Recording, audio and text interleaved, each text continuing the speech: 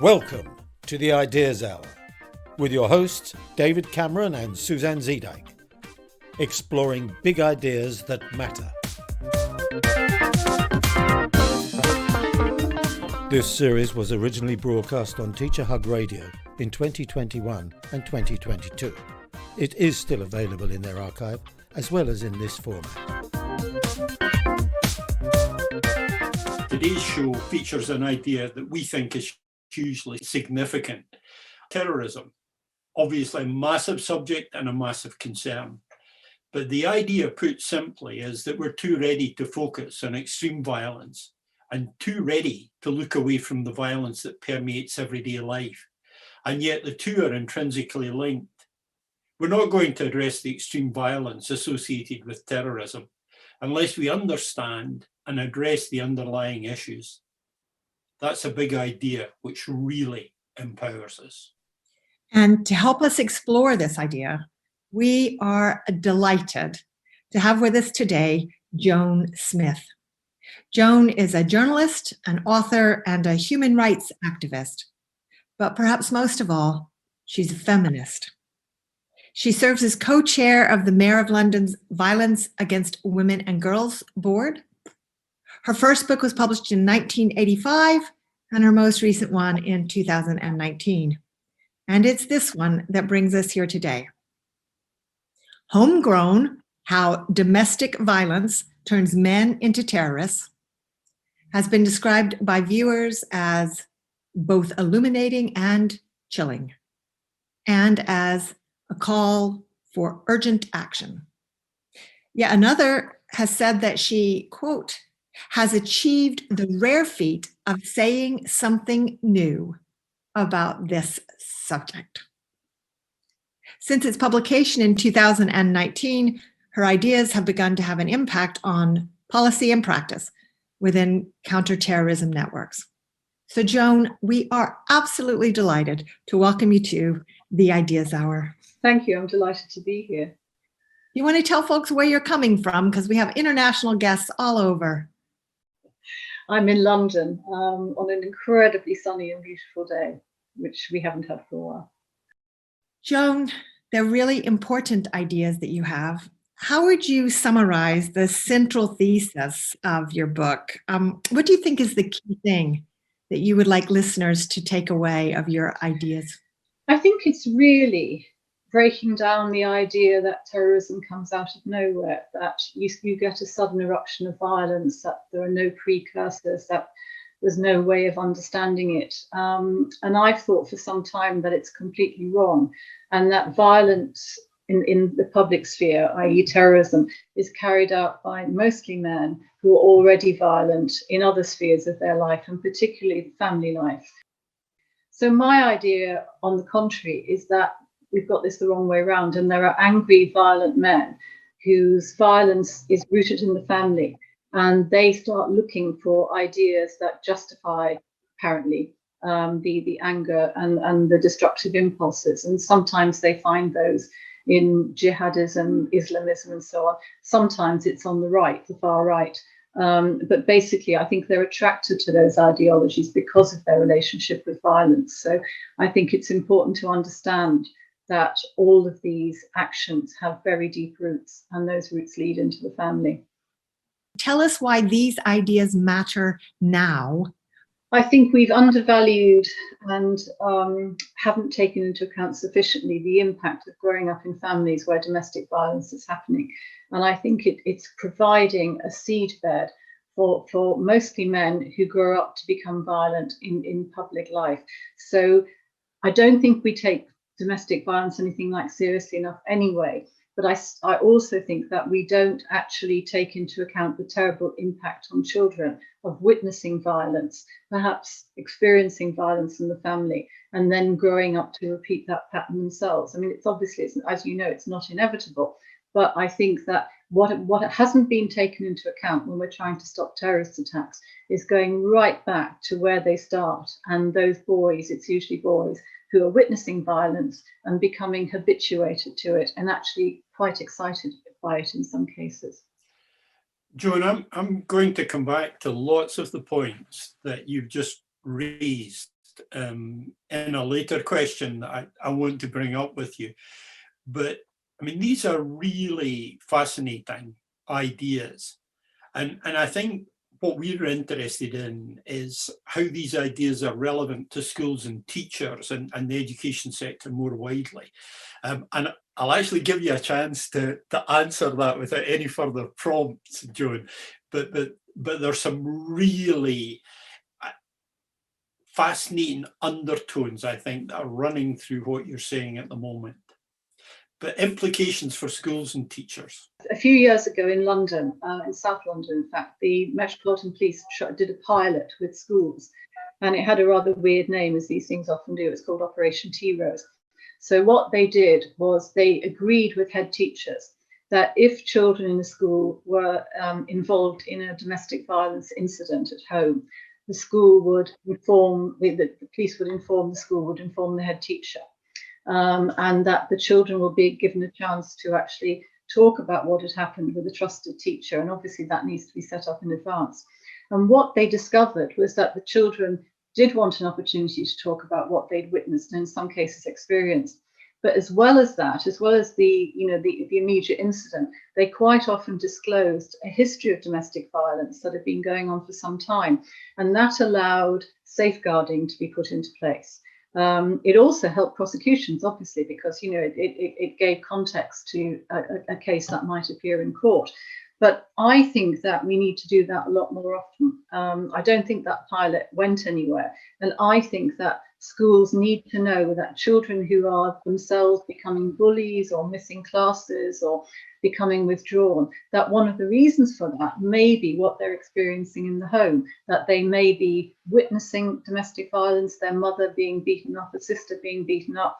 They may be experiencing that violence themselves, and it has a profound impact on their lives. So one of the things I'm hoping from this is that teachers will understand much more about looking out for the signs that children are suffering domestic abuse and be trained so that they can intervene and stop this cycle of people being subjected to violence as children and then growing up to repeat the pattern themselves. I mean, the underlying thing that I'm really taken by, Joan, is that the whole prevent strategy in English schools, the prevent strategy that operates, encourages people to focus on radicalization. And in a sense, I think what you're saying is that we're still focusing on the cause and not the causes. Yes. And it's still this idea that people are somehow or other driven by the cause and that the evil lies in the cause. And what you're suggesting is that the problem lies within society, and we may well be looking out for the wrong things in our schools. Is that a fair summary? Yes, that is. And since the book came out, I've been doing some work with counterterrorism policing and the Home Office.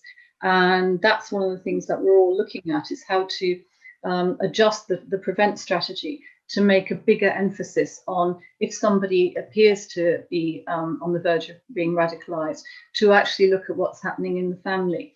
And there are one or two places in London, I think Croydon is one of them, where they're now including an IDVA, an independent domestic violence advisor, on channel panels, which are the panels that sit to assess somebody it's called V2R, vulnerability to radicalization. And what they're saying is that sometimes the threat of radicalization actually disappears when you actually identify and address the underlying problem, which is domestic violence, because children who are being terrorized at home, they feel helpless.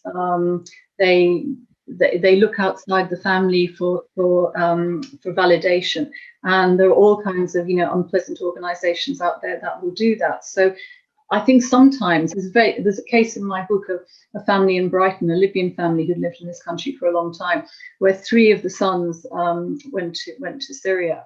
I think 4 actually, and 2 of them died there. And in fact, there was a horrendous history of domestic abuse going back years. And I think what happened was those boys became so habituated to being to being assaulted and diminished in the home, that they eventually, got involved in gangs and then were attracted to go and fight for one of the terrorist organizations in Syria. So I think it tends to be that way around, that there are all these problems in the family affecting the boys, and the radicalization actually takes advantage of that. So that's one of the things that I've been talking to the police about, is putting a much bigger emphasis on domestic violence in the Prevent programme. And not only are you stimulating my questions, but you're also setting up Suzanne's next question as well. So huge well done on that. Joan, I find myself thinking, why have we missed this? So why do you think this feels novel to people? A lot of people now talk about trauma. So people are getting the idea that domestic violence has long-term consequences. Why do you think this feels so new in relation to the discussions about terrorism? Frankly, I'm amazed by the fact that people are so surprised by it. So it's a bit like when I was writing my book Misogyny years ago, and people would actually say to me, but what is misogyny? And then the book came out and everybody went, oh, right, that's what it is. It's all around us. And I think it's been rather similar with this book, that when I was writing it, I did talk to the police about it. I talked to one of the most senior officers in London and said, have you noticed that most terrorists actually have a history of domestic abuse? And he said no. And he went back to Scotland Yard and he said, what data do we have on the family background of convicted and dead terrorists? And they came back and said, we don't have any. Now, I didn't think that was true. I thought they had it, but they didn't understand its importance. So it's very gratifying to me that since the book came out, Counterterrorism Command and the Home Office are taking it seriously. And they have done research which bears it out. But I think it's partly because terrorism is not really seen as male violence. It's actually seen as ideological, and ideological things are over here, and then male violence is over there. And there's another bit to it, which is that the people who know about male violence tend to be feminist organizations and the organizations that work with victims, and we tend to be women. And traditionally MI5 and very senior cops tend to be male, and so they didn't come to us ever and say, what do you think about this? And it was only the fact that I happened to be at City Hall and sitting on committees and talking to the police and able to raise all this, that got us to where we are now. But now that the book has come out and they've actually looked at the evidence, they've realized that I'm right. It's just shocking that this should feel so new. Well, back in 2017, when there'd been 4 fatal terrorist attacks in London. So there were 3 in London, 1 in Manchester rather. So there was the Manchester Arena attack, there was the Westminster Bridge attack, the London Bridge attack, all jihadist. Then there was the attack on the Finsbury Park Mosque, who was somebody on the far right. And I very quickly, with a bit of research, realised that all of those men were involved in domestic violence in some way, as well as terrorism. So either they'd witnessed it as children or they were perpetrators of it. So it was all there, and that's why I brought it up. And that had been completely missed. And I first noticed this actually not so much in relation to terrorism, but to mass shootings in the US. So I started to notice around the time of the Sandy Hook massacre in 2012, I began to notice how many mass shootings in the States had perpetrators who either included female relatives among their victims or had a long history of domestic abuse. So the Sandy Hook killing, which is regarded as a school massacre, which it was, but it actually started with the perpetrator shooting his mother 5 times in the head before he even left the house. And he went to the school where she'd been a teaching assistant and shot the children there.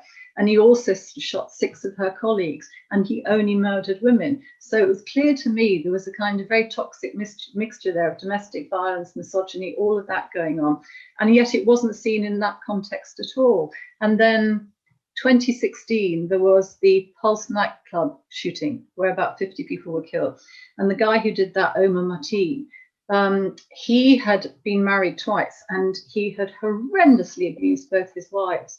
And then a month later, there was the Nice truck attack in Nice, when a jihadist drove a big lorry into people on Bastille Day evening.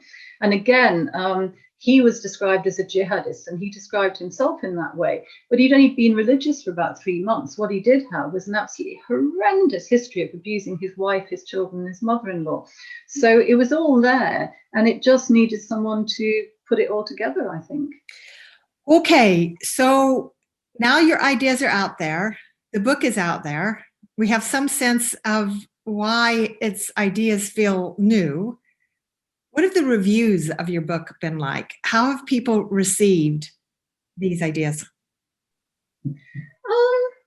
Very, very well. It is very like when Misogynies came out, that I think there was a kind of, sharp intake of breath, and people saying, well, can this possibly be right? Because I think some people did think, if this is true, why has nobody pointed it out before? And I was in this position of thinking, well, it's absolutely bleeding obvious. It falls into that category to me. So I don't think there was much skepticism. I think that once you grasp the ideas in the book, and once you look at the evidence. So what I did when I wrote the book was I looked at the histories of around 50 violent men, insofar as I was able to get, I had to piece their histories together, because obviously I don't have access to unpublished databases and things like that. So it was quite hard work, and it was actually a bit grueling, because I was trawling masses and masses of material about these people and trying to get to, what was solid fact. But once you actually presented with these histories of around 50 men, both mass shooters in the States, adults who carried out terrorist attacks, and also children who've grown up, boys who've grown up to become involved in terrorism. Once you actually put all that together, I think it is quite a powerful narrative. And obviously there will be a few people who don't fit into that category, but I think an awful lot of them do. Joan, I was involved in the Zero Tolerance campaign years ago, and I was reflecting back on that in the light of this discussion coming up today.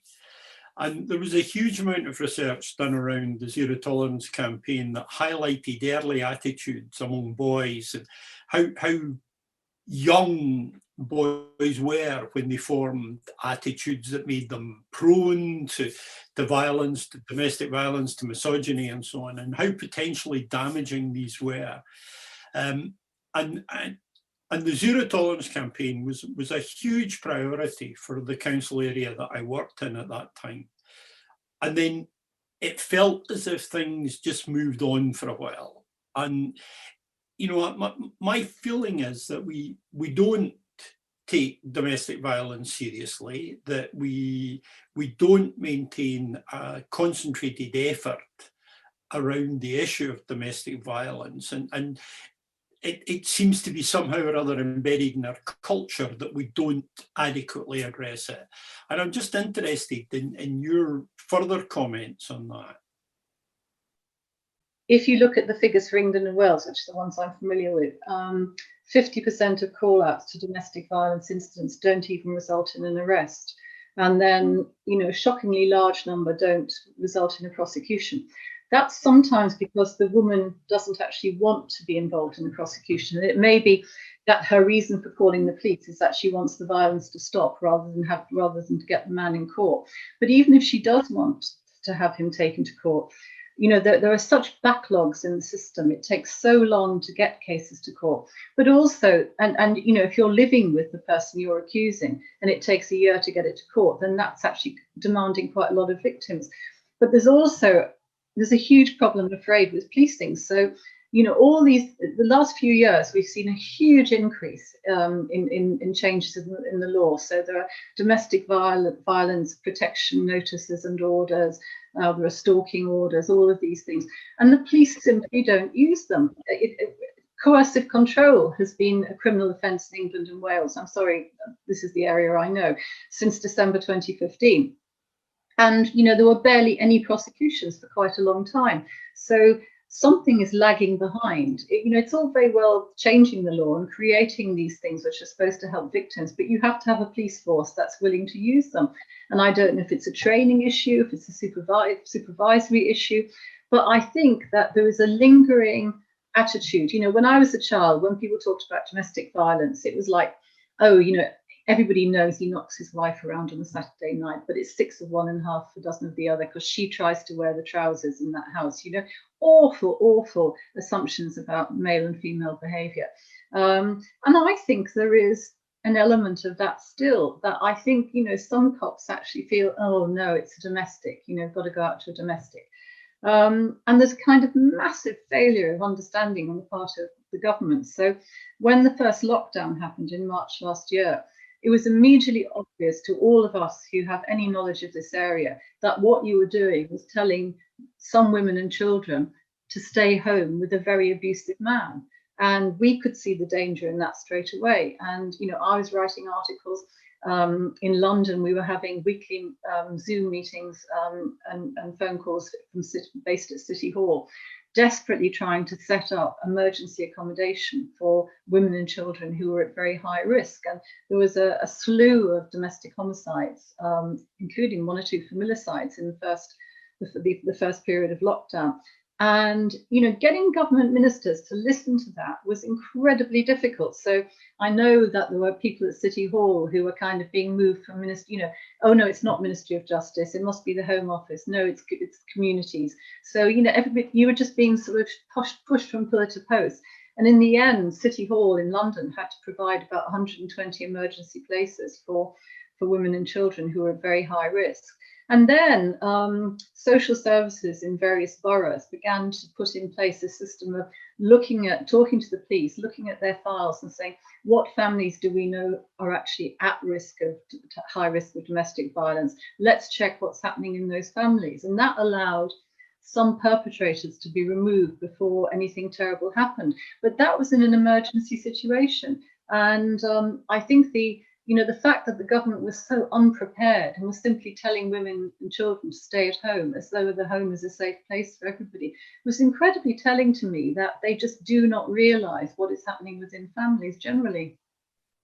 It's really interesting for Scottish listeners because there's lots of parallels around the recent legislation about violence against children in Scotland, which provoked the response that's immortalised by 10,000 Maniacs and their fantastic song about violence. You know, it's their kid, do as you see fit, and that idea that we don't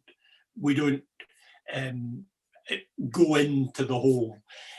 I think on the positive side, though, Joan, it'd be really useful for you to tell us a bit about the projects that you've been involved in, because some of that I think is really encouraging. I think government reaction to terrorism and violence often seems simplistic. It's often too often, in my view, populist and biased. And some of the work that you've been involved in, I find really encouraging around that. So can you tell us a wee bit more about some of these projects? So one of the first things that happened when the book came out was Lord Carlisle, who was at the time reviewing the whole Prevent programme. He got in touch with my publisher and asked for a meeting. And he was very, very open to all these ideas. And he said, what role do you think misogyny and domestic violence play in the generation of terrorism? Do we have to change the Prevent programme? Are we missing something here? So he was very open to that. He's now been replaced, I think. But that was very encouraging. And then Scotland Yard and Counter-Terrorism Command and the Home Office set up something called Project Starlight, which I've been involved in. And what was important about was that they had access to the data which I couldn't actually see.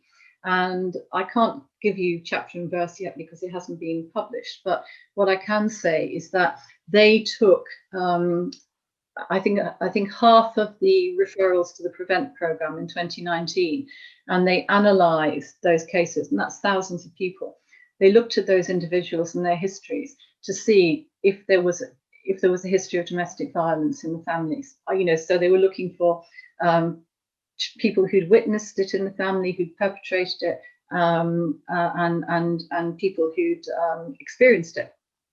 And what they came up with very fast was that there is a statistically significant connection between domestic violence in the family and what's called vulnerability to radicalization. And there is a huge amount of misogyny in there as well. And I mean, I almost think that misogyny is kind of one of the foundations of terrorism, because if you demonize half the human race, and as you know, sort of people who become very violent have to be able to objectify other people. And if you objectify your female relatives and get used to knocking them around and being violent, then it's easy. Then you've passed a lot of hurdles which might allow you to do that in public. So as a result of that, this is the senior people in Counterterrorism Command and the Prevent programme.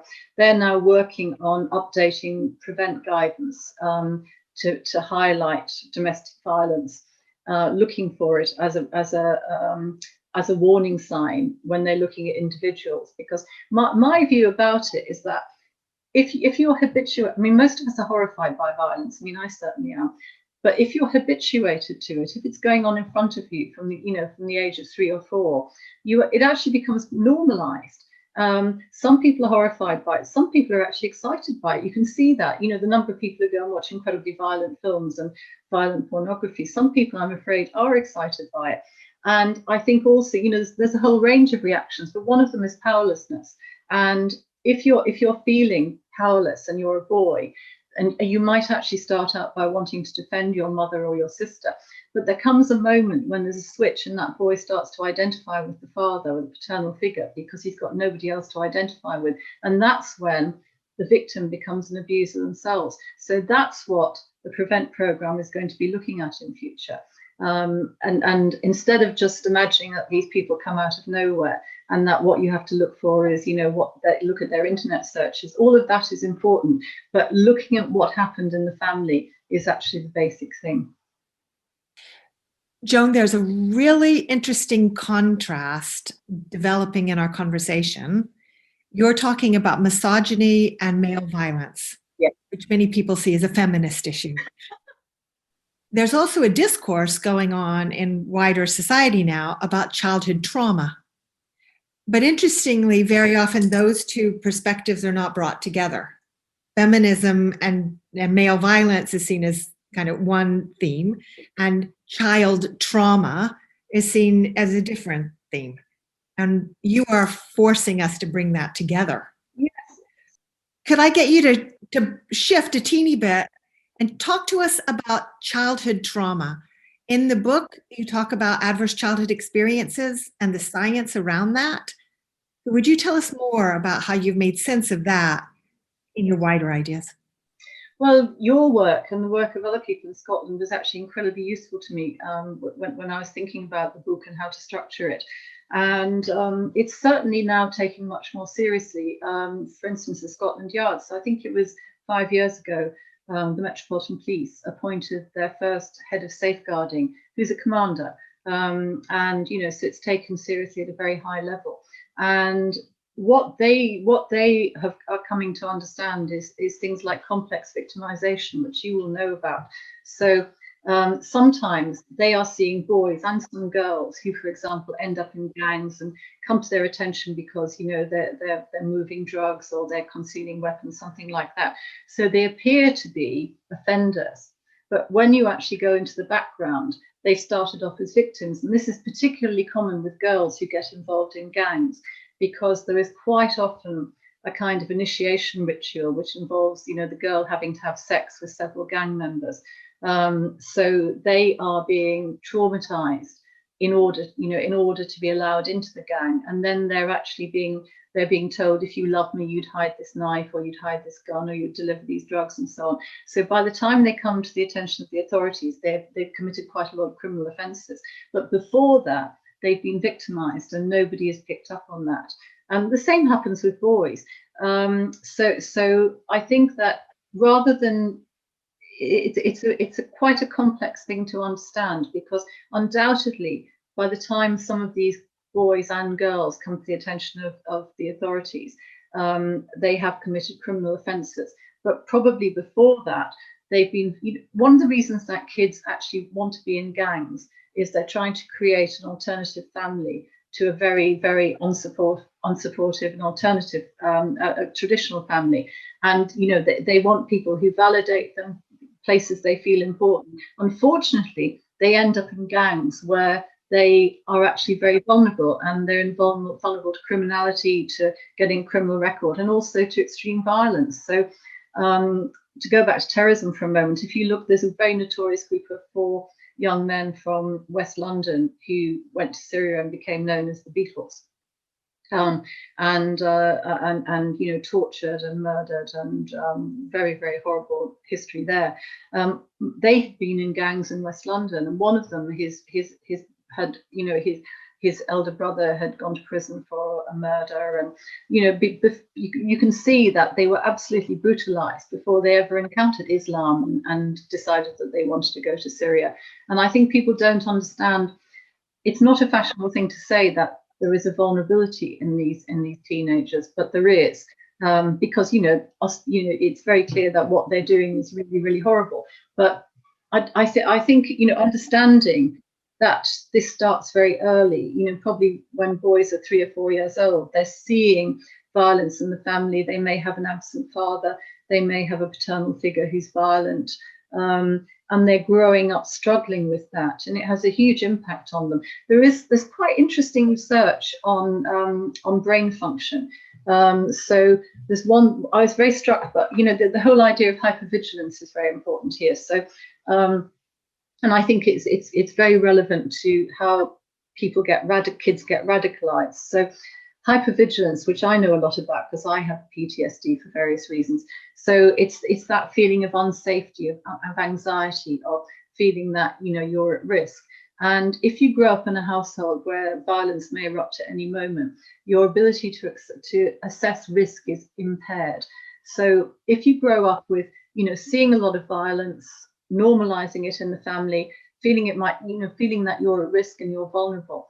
If you then encounter a group like ISIS, which actively looks for boys like this on Facebook, boys expressing discontent and anger, and says you're right to feel that because they are out to get you, then I think that those boys are and girls are very vulnerable to radicalization. And there's a really interesting piece of brain research which was showing children who had been exposed to a lot of domestic abuse, showing them violent images, and their brains light up very similar to the way that the brains of combat veterans do. And what that shows you is that they have an extreme reaction to violent imagery and to fear and to anxiety. And so I think that not addressing domestic abuse in the family, I mean, it's terrible for, you know, the family anyway, but it's actually creating people who are very vulnerable to this kind of manipulation. So Joan, I hear you say really clearly that you think the research on adverse childhood experiences is helpful to our thinking on this. Is that right? And the reason I ask is because it has produced some controversy, and I think it is helpful for people to hear the places in which it's been useful to thinking. And that's what I hear you saying. You think it's valuable and helpful. Have I got that right? Yes, well, I think it's actually absolutely essential if we're going to understand this kind of violence and prevent it. And I understand there's a kind of discourse which is uncomfortable with this because they think that we're saying it's inevitable, and we're not saying that, because, you know, you and I, we all know that the presence of a positive influence may actually, you know, help override the bad experience. So it could be that a boy who has a very violent father at the same time has an uncle or an older brother who's a very positive influence, and so that overrides the other messages. Or there can be a mentor outside the family, and that's one reason. I mean, when you talk to the safeguarding leads at Scotland Yard in London, what they say is, you know, for years there were places that boys could go. You know, and I mean, personally, I'm not a fan of boxing, but, you know, there were clubs that boys could go to, social clubs. Social workers and the police could actually identify particularly boys who were being attracted to gangs or some kind of violence and criminality, and they could kind of divert them into safer environments where they had another kind of experience altogether, and their energies were used in a positive way. And one of the things that's happened with all the kind of austerity and government cuts that we've had is that these clubs hardly exist anymore. So even if the police and social workers or a family member are worried about a boy and think that he is acting out, where are those boys to go now? You know, so all of this is, I mean, what I'm saying is that, you know, that not actually appreciating the long-term effects of adverse childhood experiences has terrible consequences. But also, you know, if you don't understand that, then you don't value the places where you can counter it, and that's one of the things that's happened, I'm afraid. You're making absolutely wonderful connections, Joan. I mean, I remember saying to a conference of youth workers after the Manchester bombing that the one thing I never heard anyone say in all the demands for weariness, for repression, and all of that, nobody said more youth workers. Nobody said more community development. So you're making a real connection that's very direct and heartfelt for me. And I think you're opening up yet another connection. I mean, we get so many discussions just now about culture wars.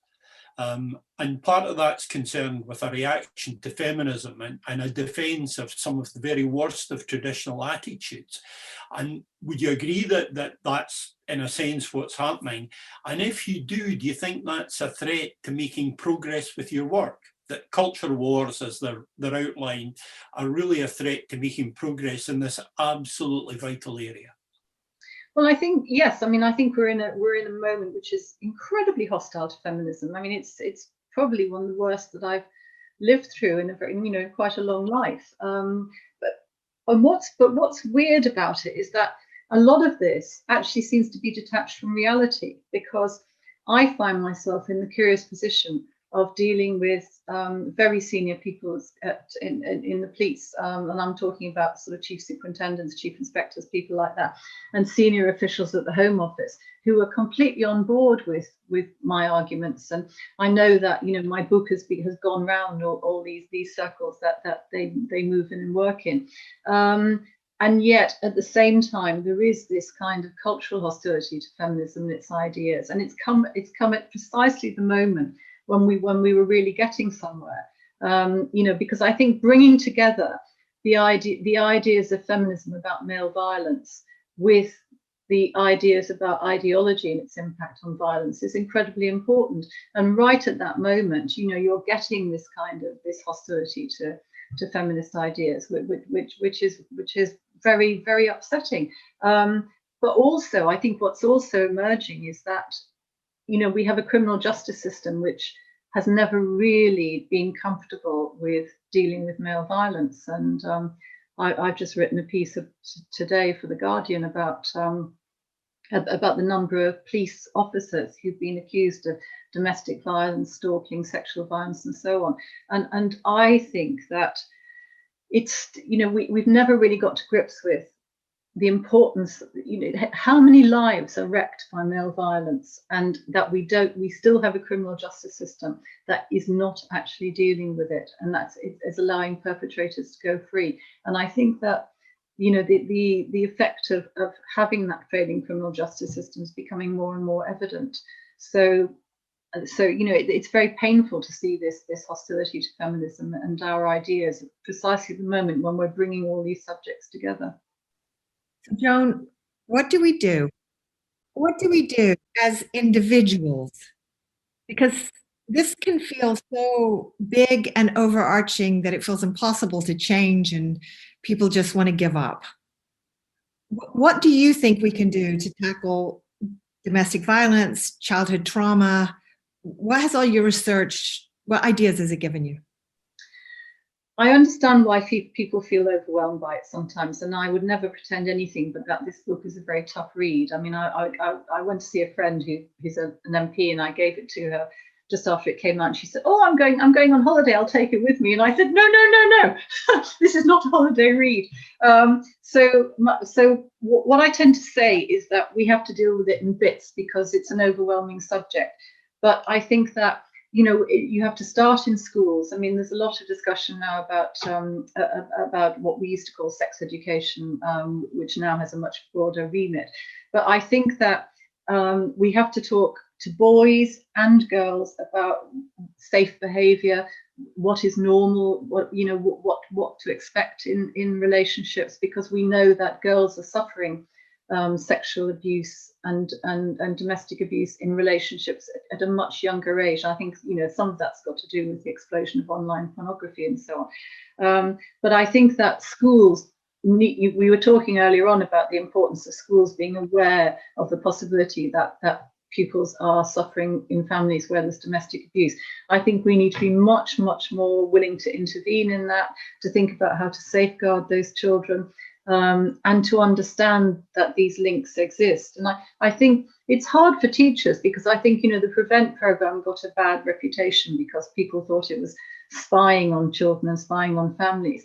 But I think what I've been trying to do is move the conversation away from that to saying that what we need to do is, it's not about spying on families. You have to understand that this is about safeguarding women and children, and that by identifying the families where abuse is happening, you actually make the next generation safer, and you lift, you know, the fear and anxiety that adult women are having to live in. But I suppose overall, what I think is that this has to become a political issue. I mean, I've been a member of the Labour Party for years. I've knocked on doors in the north of England, in London, all over the place for Labour candidates. Not a single person has ever, ever, ever brought up any of this with me on the doorstep. And I think that's scandalous. You know, that the fact that our expectations are so low that we don't expect our legislators to be able to cope with it. So we end up in a situation where, again, because I know the London figures, you know, 2/3 of women who need a refuge place don't get one because we don't put the resources into it. You know, we don't look after women and children. I think all of us who are involved in schools or in politics, we have to be saying, what are we doing to protect women and children? And that's a question which has a huge number of answers, but I don't think we should feel powerless. I think we should be talking about training for teachers so that they identify this. We should be, you know, if somebody knocks on your door and says, will you vote for me at the next election? I think we should be saying, what will you do to protect women and children? What will you do to make sure that they have somewhere safe to go, and that the children are taken out of this atmosphere where they're seeing this abuse and being put in this state of fear? So I think there's lots we can do. It's just that, you know, we have to understand we have to do it ourselves, because our politicians haven't. They've failed. That's a lovely, strong statement. Joan, in just a minute, we'll focus a bit more on schools and education as we start to wind down this interview. But can I ask one kind of personal question? What is it like for you to write this book? How hard is it to read and spend time thinking about these stories of violence? Well, it brought back my PTSD, which I've had for years. And I thought, I related it to the fact that I've witnessed two terrorist bombings, one in Istanbul in the 90s, and then I was quite close to the Soho bombing in 1999. I was around the corner in a bar and I heard the bomb go off, and I ran outside and I saw the immediate aftermath. And for years, I traced my post-traumatic stress disorder, my nightmares and flashbacks and hypervisions to that. I now think that it goes back to reporting the Yorkshire Ripper murders very, very early in my career when I was a young journalist. And I was working in Manchester where 2 murders had been committed, and I was going to press conferences and I was working late shifts, and I was listening to the police telling us not to go out at night as though that was possible for women. And I interviewed some of the surviving victims, and I think that had a very profound effect on me. And it didn't occur to me when I decided to write this book. I thought I had to write this book because the people weren't listening to me. So I thought, okay, I have to do it. I have to do the work. I have to do it. And it didn't occur to me, stupidly, that it would actually bring back all these reactions. And of course it did. And I ended up incredibly anxious. And I remember a few months after it came out, I was with some friends in Sarajevo. And I had the worst panic attack I've ever had in my life. And we were in a cab, and we were going into the centre of Sarajevo, and I actually thought I was having a heart attack, and it took me a moment to realise it was a very bad panic attack. And then I realised that was what was happening, and that that this subject is very difficult for me. But that's not a reason not to do it. Obviously, it's a reason for us to look after ourselves and to be aware that this work has a very profound impact. And I'm feeling okay now, but it has been very difficult. So thank you for asking the question. Well, I think it's important to ask these questions. We can make bigger insights. David, do you want to take us from there to think about schools? Yeah, and I think a couple of things, Suzanne. First is just to echo the points you've been developing. And I think the courage that anyone needs to show to make a stand, Joan, but against the background that you've described and the exposure that you've had to the consequences of the issues that you're raising, marks you out, I think, as a really significant contributor to the whole set of discussions around this.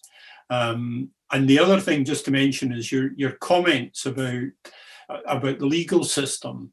Worth mentioning the work that the Violence Reduction Unit in Scotland has undertaken, and the idea of looking at violence as a public health issue with deep roots and needing to be addressed level as well. But our prime audience for these programs is probably teachers and educators. So maybe in two parts, what do you think the implications of your ideas are for education? We started off with that, but maybe around curriculum, you've talked a lot about safeguarding. Is there anything around that? And then finally, I think for individual teachers in classrooms working with children, what are we looking for as a contribution from them? It's a very broad question. I think somehow it's about changing attitudes to domestic abuse and understanding that it isn't just something that happens to adults. It's not just a woman being hit by her husband when he comes back after a few pints on a Saturday night, that it's actually about coercive control as well, and children can suffer coercive control as well as adults, and that other forms of what we think of as bad behavior may actually be a reaction to something that's happening in the home, and that children who are acting out, bullying, who are falling behind, particularly if there's a change in their behavior, that one of the first things that should be considered is whether those children are experiencing or witnessing violence in the home. And I think schools need to have a system where there are trusted teachers in the school who know how to talk to children, and if necessary, take them out of class, have them talk to them in a place where they feel safe, to find out if something like that is going on. And then I think they need to develop very good, strong relationships with social workers and with the police, so that they can actually make sure that there is an intervention in the family. But I think it's also about actually making it clear that certain kinds of traditionally masculine behavior are not acceptable, and that's very hard at the moment because of the impact of online pornography. There's been a number of recent reports about how many girls, I think one has just come up from Ofsted, how often girls are experiencing sexual assault and sexual abuse at schools. I mean, we've been hearing in London for ages now. Anecdotally, we hear about schools where girls just automatically wear shorts under their uniform skirts to avoid being sexually assaulted.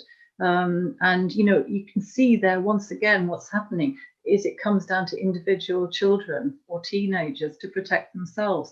So I think schools need to be much readier to confront that behavior, but also to make it clear, there has to be space in the curriculum where, and probably PHSE is where it would happen, where boys are challenged on that kind of behavior.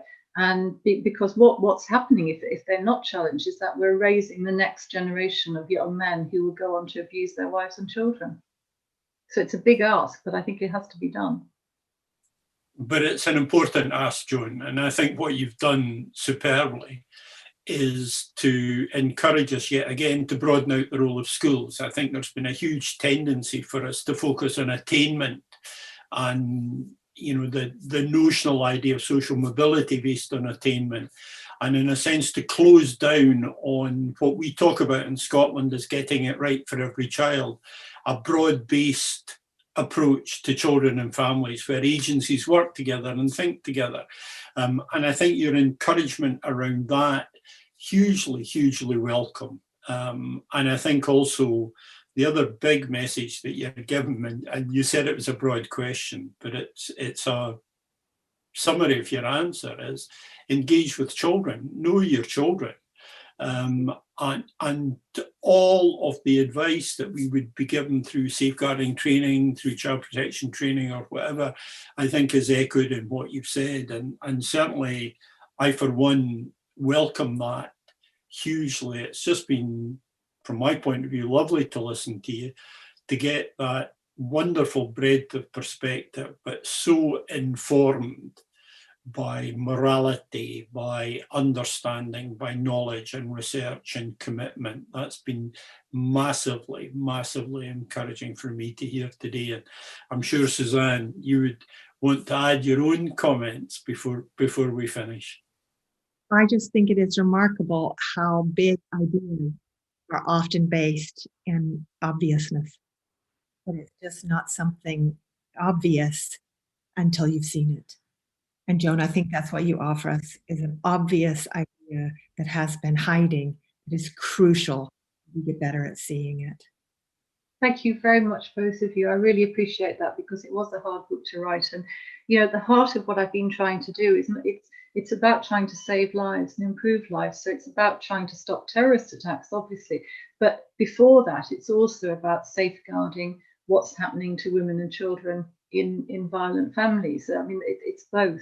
I don't think you can separate the two things out. And I think that's the problem, that traditionally we've separated them out as though terrorism is something that happens in public over there, has no connection with anything else apart from ideology. And what I've been trying to do with my work is to say, no, it comes out of the family.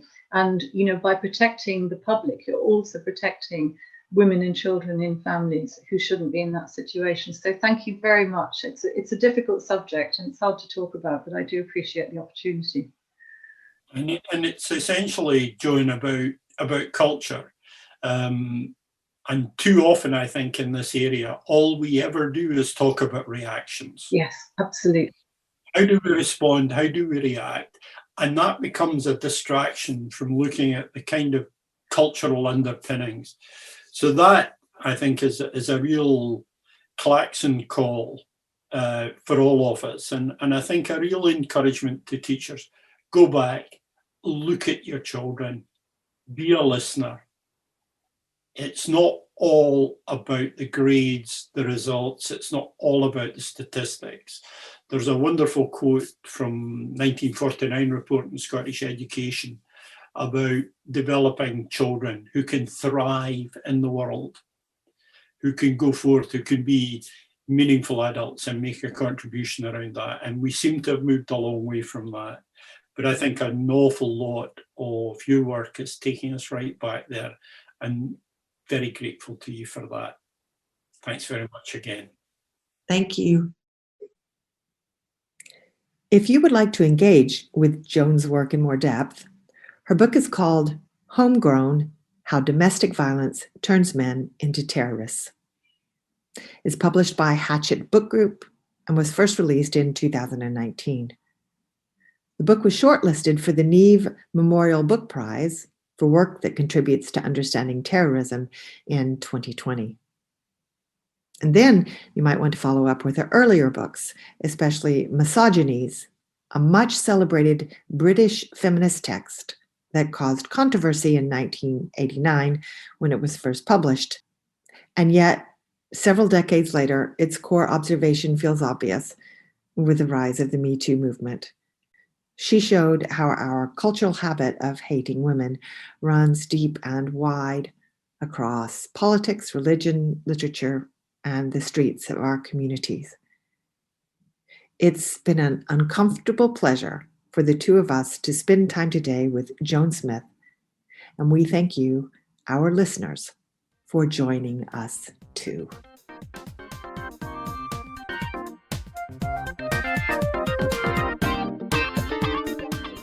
This has been the Ideas Hour, brought to you by Suzanne Zeedyk and the real David Cameron.